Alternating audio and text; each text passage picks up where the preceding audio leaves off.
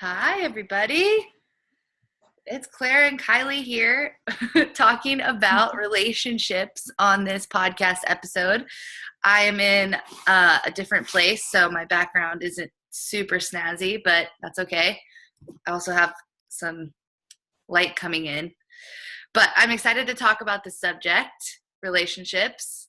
So important. One of the things that we all are in all the time, either with our significant others or our parents or our friends. And so it's such an important tool and experience that we all have. So I'm really excited to talk about it.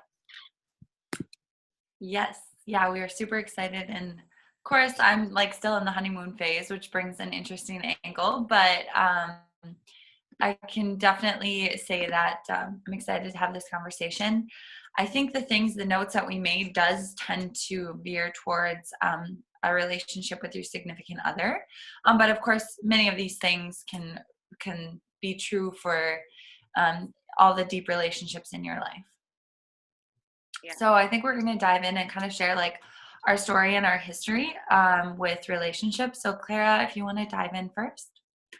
Yeah, so I would say that, we decided to kind of start, telling our story with relationships just to give people some background, I guess, on where we're coming from. For me, I have always been a serial monogamist ever since I was very young. So I always, I had a boyfriend like pretty much all through high school, not the same one, but it was like one boyfriend, then the next boyfriend, then the next boyfriend. And the same way kind of through college. There were some periods of singleness in there. And then in the Peace Corps, I was actually single for the whole time, basically. So yeah, I from a young age, I think I definitely felt, and this could go super deep, but I think that there is a belief in my matrilineal, so my mother's line, believing that you need a man to keep you safe. Like my grandmother, my mom, a lot of women on that side of my family, they all are smart and intelligent and have their own jobs and stuff like that. But they also have a very strong belief that to be a strong woman, you need to have like a kind of a strong man. And I think and through exploration of that in my later years, I've really noticed that was something that was driving a lot of my relationship tendencies from a super young age, that it was like almost necessary for me to have a guy like by my side so that I could be strong almost. So that's been really interesting thing to kind of explore as when I got older, like, why do I always have a boyfriend, So if you guys are out there and you're one of those serial monogamy types, might be something interesting to explore as well, because I definitely found that it was, an unconscious part of my relationship pattern, you could say. And I'm also, maybe through that, because of that, or maybe aside from that, I'm also really good at close relationships. Like I tend to have very close friends, few of them. I feel like my relationships that I had were all actually pretty healthy and really good for the most part. There's a few outliers, but so that's something, a perk that it gave me, the serial monogamy, was that I do feel like I'm pretty good at having close relationships with people. Maybe not even necessarily the opposite sex, but all people. And I also want to say, just from a standpoint of letting you know where I'm coming from, that I don't necessarily have a normal relationship history, although I'm not really sure what that means. I did marry one of my high school sweethearts, so to speak. So my husband and I met in high school, actually in junior high, really. Our parents were kind of friends, and we lived in a small town, and we were friends, before we dated. We dated in high school. We broke up in college. We dated in college. We broke up, and then we got back together after I got back from the Peace Corps, and then got married eventually after that. So we got married pretty young, actually. I was 24. So it's funny. Some people imagine themselves getting married and having kids. I actually never did, even with the serial monogamous relationship history. I never imagined myself getting married super young. I always thought I would be like 30, getting married at 30 and having kids maybe later or maybe never. And so when my husband popped the question when I was pretty young, I was actually really surprised, and I had a lot of actual like kind of inner conflict about it. To be quite honest, put it all out there. He knows this, but I was like, wait, should we be getting married? It seems very young. And so it's funny to hear my perspective and his perspective of it. His perspective was that I was like saying we needed to get married, and my perspective was like, I don't want to get, like, we're not going to get married, you know? So anyway, that's my story in a nutshell. Yeah. I love that. Guys always have like such a different story, don't they? Yeah. It's like, what? He's like, you were saying that you needed a serious commitment. And I'm like, yeah, I was saying those things. That doesn't necessarily mean marriage, but yeah. Okay. So where I came from was, I was pretty religious. Like, I went through a little religious stint when I was like probably 5th and 6th. No, I probably like actually 7th and 8th grade, I think. And then I started I have to admit, I started getting attention from like some good looking men who are a year older than me in my sister's grade. And one asked me to be his girlfriend, and kind of like, I remember just being like, oh, he's a bad boy, and like, what would God think of this? And it was like a lot of turmoil, but then I ended up dating him, and he was actually like my high school boyfriend, and we had a very unhealthy relationship. Things were great right away, and then I like got on the homecoming court and captain of the volleyball team, and like this jealousy came up in him, and he was like, I don't want other people looking at you, and he told me this. And so we broke up, and of course, being the junior in high school that I was, I told everyone. I told my mom what he said and things like that, and they're like, this isn't healthy for you, you shouldn't be in this relationship. But then, of course, as a fairly young girl who's not really sure of herself does, he wanted me back, and I wanted to be back in the relationship with him, but nobody wanted us to be back together, so we actually snuck around. So this was like my first introduction to a relationship, and it was really screwed up. He ended up, after back and forth, being together, not being together, he ended up cheating on me and then dumping me on the day my grandpa died. So that was just a lot of interesting things about who he is. And, he has a good heart, and he means well, and I know him, we're still our acquaintances. And so it was that's kind of like my kickoff to being in a relationship. And so moving forward from there, when I got into college, I had this thought of like, I need to be in a relationship because it was so good right away. And it felt so good to have that attention. And then I didn't want to be alone. So I just would, if I got attention, I, in my mind, would think this could be my long-term relationship, even though they were assholes. So assholes became the normal. And I just like put up with it over and over again. And I wouldn't per se say that I was like in a lot of relationships in my early, like late teens to early 20s, like college days and beyond. I kind of, floated around with some different people and some different guys, whatever. And so it was really interesting because when I moved to San Diego, or when I moved to California, I was young. I was in my early 20s, and all of my friends in the Midwest were getting married, as they do. And then all of my West Coast friends are single. So I was like kind of seeing these two things, and like in the environment that I was at, that's where like I wanted. So when I was home with my friends who were married, I wanted to be in a relationship. And then when I was on the West Coast with my single friends, like I wanted to be single and mingle.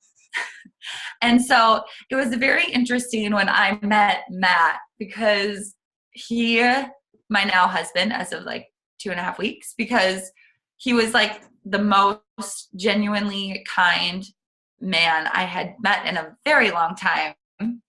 and he wanted to date. And I was like, the typical kind of thing you hear, like, oh, he's too nice. Like, why would I date him? He's like really kind to me, and he's not like, he's not trying to force me into anything. And he's just like wanting to start out by being friends and like get to know each other. And so that was kind of an interesting thing to move into. And so since we've been together, it's been almost 5 years with what I like to call a deep breath in there. We took a deep breath, and that was good for both of us, I think. But I can say that, like, I'm so glad that I just continued to wait and not kind of like settle for somebody who I wouldn't have been happy with, because the things that I learned in our relationship and the things that he has taught me is just so awesome. So I'm excited for us to jump in and share kind of what we've learned. Yeah, I love that. Yeah, so the next thing we decided to talk about is kind of like what we've learned. So that's kind of where we're coming from. And then what have we learned about relationships through this time? And I think for me, it's really that relationships are about you. Like you can have, part of me feels like, there's a soulmate and it's amazing, and there's this one person for you and you're going to find it and it's this magical thing. And then another part of me believes that, like, you could do life with anyone if you're willing to put the work in, right? And if you're willing to put the work in, obviously that might have to do with this connection that you might have, this quote unquote soulmate. But another part of me believes that, like, every human being is precious and wonderful, and we love each other on some deeper level. And so there's like part of me that's like this romantic part of me, and then there's this other part of me that is like, no, you just put the work in. And if two people are both willing to put the work in at the same time, congruently, then they'll end up happy, right? So I think for me, like, is that relationships tend to bring out the worst in you in the way that you get really, really deeply triggered, right? So, and this can go for any relationships. This can be our romantic relationships, but it can also be like our parents. Like, I'm actually on vacation with my family right now, and there's a Zen monk, I forget who it was, but he says, if you think you're enlightened, go spend 10 days with your family, because they are those relationships that you revert back to, these old patterns. Like, you're like, oh, I'm so enlightened, I'm so, awake, I'm so personally developed. And then your mom says something to you and you turn into a teenager again, right? And the same thing starts to happen with our longer term relationships, especially, and shorter term relationships. I mean, there's these certain weaknesses. A lot of times we're attracted to someone because they fill some sort of void that we, have. Like, maybe we're super shy and not confident in social situations, and our partner is the opposite, right? And we're really attracted to that at first. We're like, oh, wow, that's so amazing that he can just talk to anyone and he's so, like, happy all the time. And then as we get to know them, it's like it starts to trigger that part of you that feels not enough, right? So there's this awesome dynamic of, like, what's being brought up in me because of this relationship, right? Because of what's going on.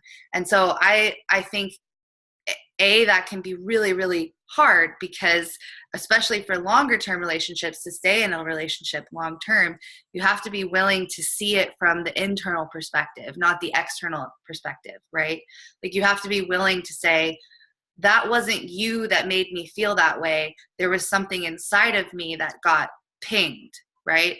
So, because a lot of times, the issues that come up in relationships is that we blame people, right? We're saying, it's your fault, you did this to me, you're not like this, you're more like this, that's why we don't get along. But it's really something in you. And that's what I mean by relationships bring out the worst in you, right? Because they bring up those parts of you that you don't want to see. And so a lot of times we won't see them. We'll just blame it, we'll project it onto the other person. And then on the flip side of that, I think relationships bring out the best in you, because unconditional love is one of the most beautiful things.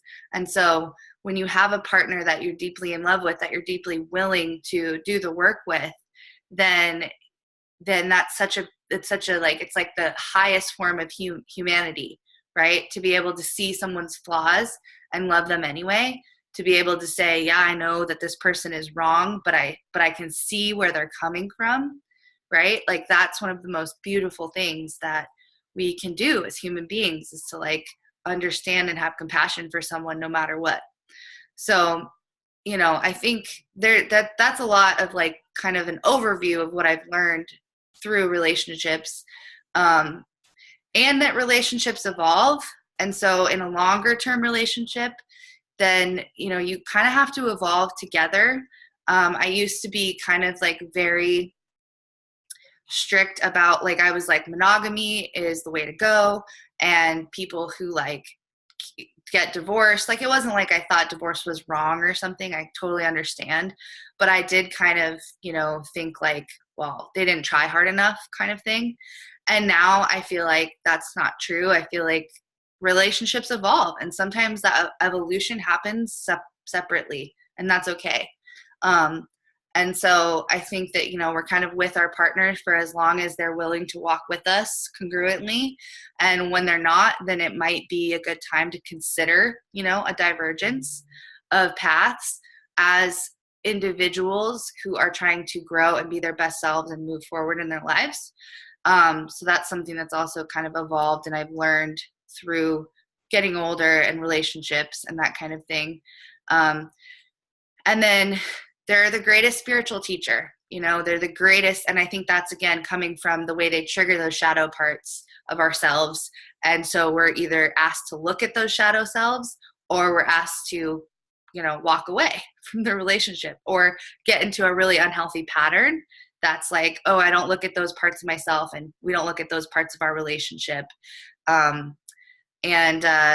Something I'm just kind of like exploring, and this is just as I'm getting older and more of my friends are married, and we're like kind of as a group in longer term relationships, and we'll talk about this on another podcast, but is like the sex thing. Like, I think that it's crazy how little people talk about sex in their relationships, and how little, like, I just am so surprised by how many of my friends are like, yeah, I don't like sex anymore, like in long-term relationships. And it's like, you know, we just do it, and we got to do it sometimes. And it's like, anyway, I'm just like kind of figuring out like what that's about, because I think people tend to get in these really comfortable grooves, and then everything kind of falls flat, you know?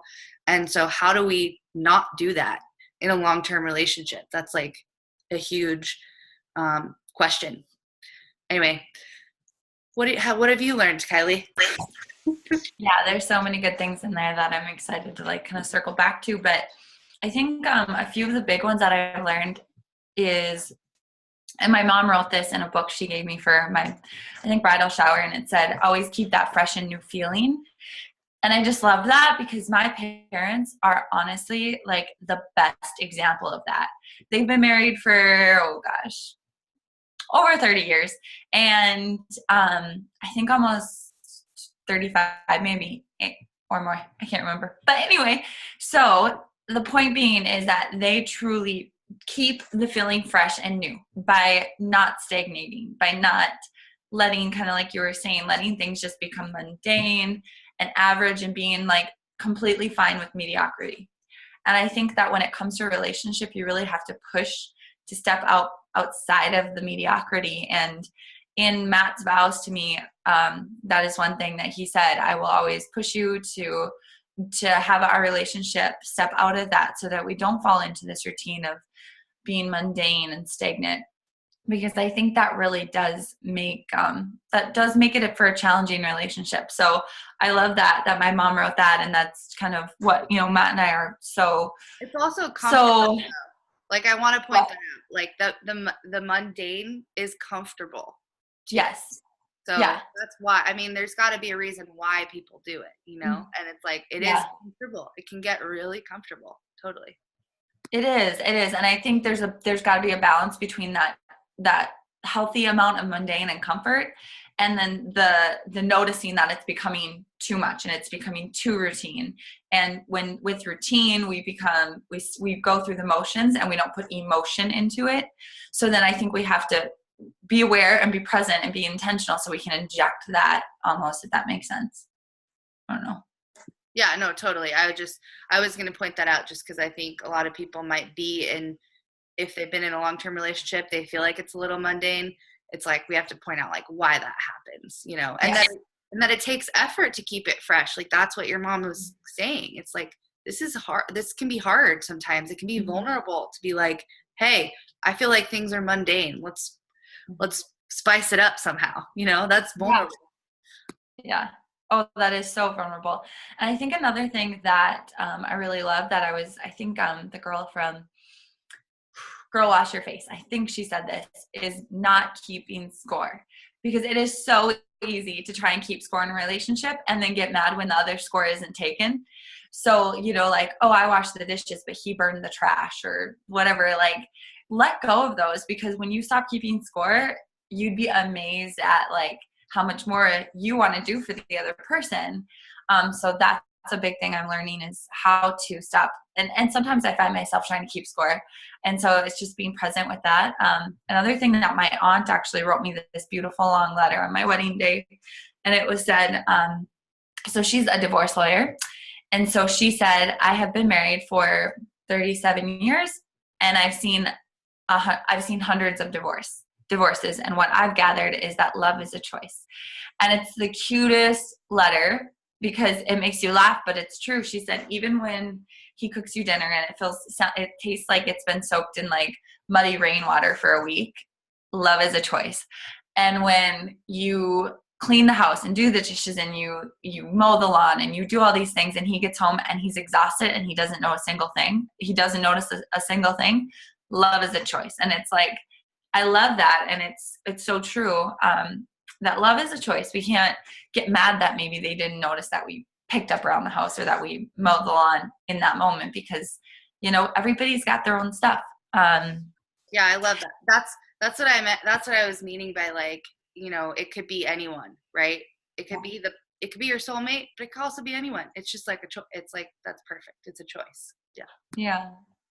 And then I guess the other thing would be kind of bouncing off of what Clara said. And it's true. Like, you don't go into a relationship to complete an incomplete part of yourself.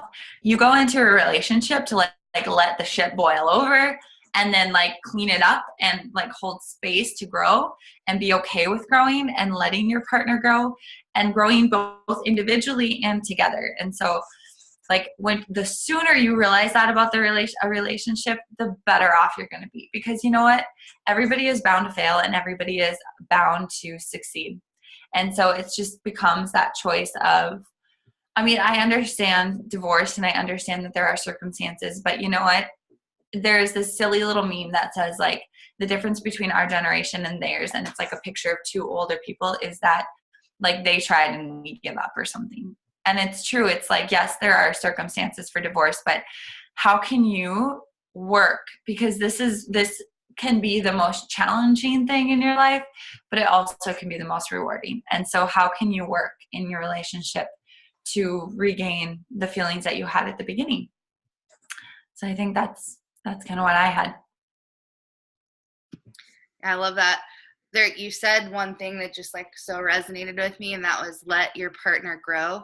And I feel like that's something that I've had to learn the hard way, that if you are going to evolve together, you know, congruently, parallel, not like intertwined and all like the same thing, right? Because that's kind of what I would want, is like come over here and grow like me and do the things I want to do and be the way I want to be.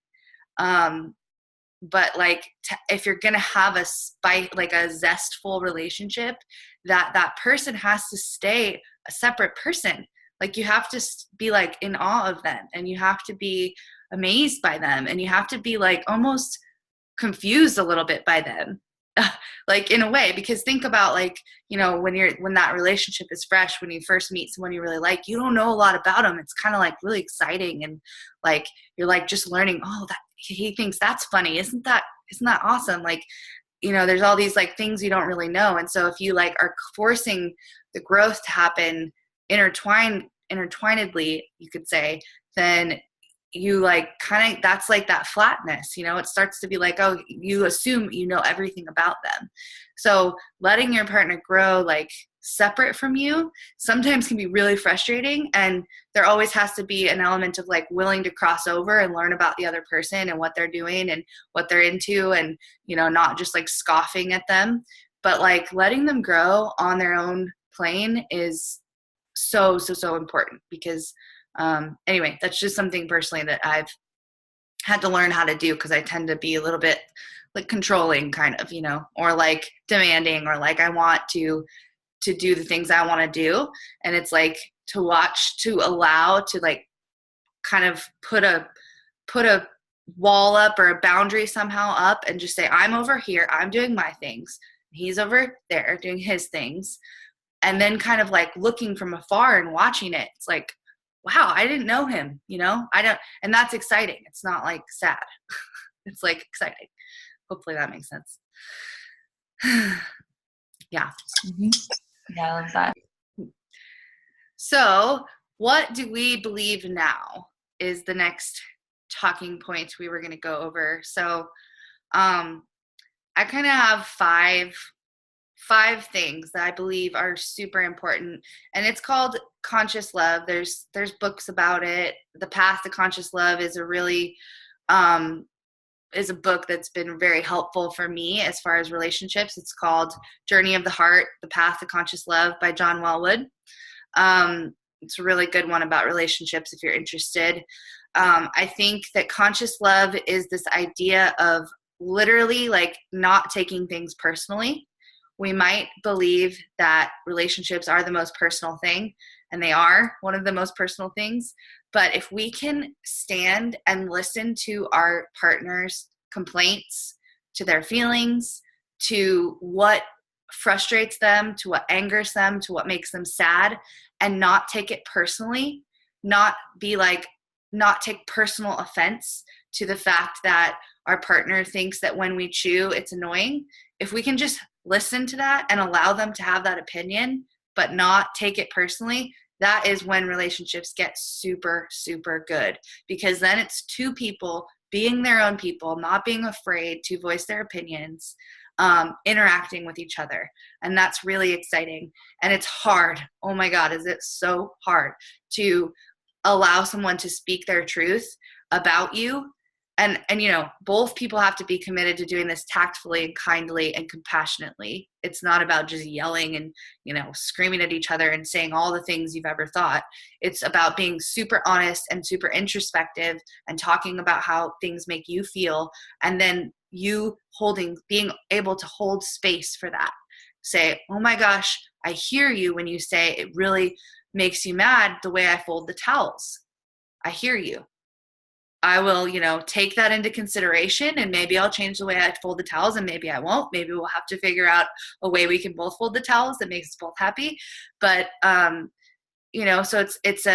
that's the path of conscious love, is like being able to not take things personally and stand firmly in your ground and allow the other person to stand firmly in their ground.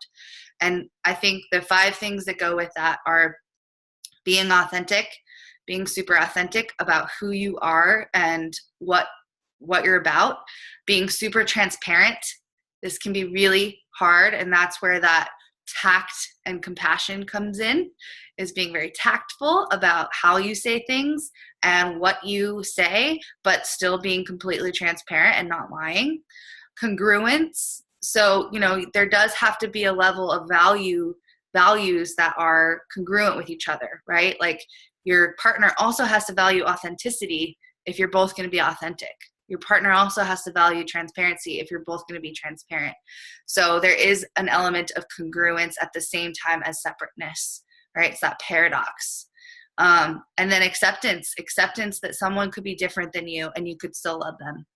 Acceptance that things aren't black and white, they're gray. Relationships happen in the gray. And so there has to be acceptance of the other person, no matter kind of where they're at, right? That's the unconditional love part. And then awareness. I think awareness is the 5th thing.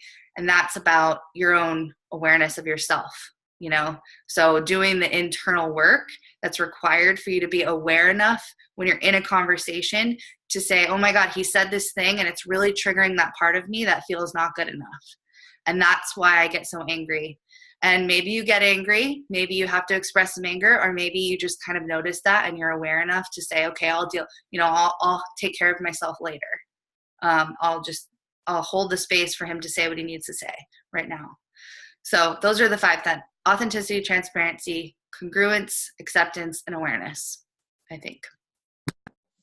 I love that. I'm so glad you brought those up. I think I very, very much agree with the things that you said on that and what we've learned and what we believe now. And I think that those kind of intertwine for me, and just really kind of like the things that I believe now are kind of the things that I chatted about with what we've learned. And, marriage is an interesting thing. And I think I just like feel so blessed to be in a marriage, and it's better than like I ever could have imagined, because I at one point in my life was just like, I don't think I want to get married, like there's too much at risk there. And but it's really a beautiful union. And so I think that if you are in a place that you're ready to be in a relationship, it's definitely something you can hold space for. But that's the key thing, is you really have to be in a space where you feel whole and complete with yourself, and you're not looking to pull anything on to complete you. And then that's where you can really open up the love and open up the arms to receive. So I think, that kind of wraps it up for us. But yeah. Oh yeah. I love that. I heard someone say, actually it was Rebecca Farrar, because she's going to be one of our relationship experts this round of the gathering this month. And she said, a lot of people say in relationships that's like, work on yourself, love yourself first, and then get into a relationship. And it's like, yes, totally. Amen. If you want a relationship and you're not in one, focus on you. Don't focus on, the external and getting that person.